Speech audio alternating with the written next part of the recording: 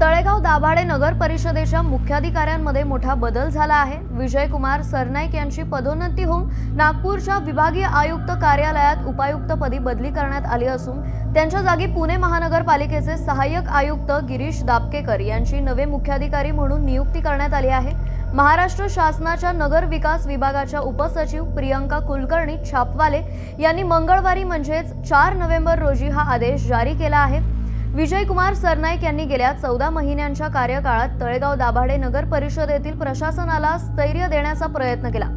सरनाईक यांच्या कार्यकाळात नुकतीच नगर परिषदेची भव्य प्रशासकीय इमारत लोकार्पित झाली, तसेच श्री शिव शंभू स्मारक उभारणीसाठी त्यांनी महत्त्वाची भूमिका निभावली। वारंवार बदल्या होऊनही त्यांनी प्रशासनाचा कारभार सुरळीत ठेवण्याचा प्रयत्न केल्याचं सांगितलं जातं। दरम्यान तळेगावच्या नव्या मुख्याधिकाऱ्यांच्या रूपात गिरीश दापकेकर येत आहेत। दापकेकर यांनी यापूर्वी पाचगणी नगर परिषदेचे मुख्याधिकारी तसेच पुणे महानगरपालिकेच्या औंध बानेर क्षेत्रीय कार्यालयाचे सहाय्यक आयुक्त म्हणून काम पाहिले आहे। घनकचरा व्यवस्थापन विषयक राज्य सल्लागार समितीचे सदस्य म्हणूनही दापकेकर यांनी राज्य स्तरावर काम केले आहे। त्यामुळे तळेगाव दाभाडे नगर परिषदेच्या कामकाजात त्यांच्या अनुभवाचा निश्चितच फायदा होईल अशी अपेक्षा व्यक्त केली जात आहे।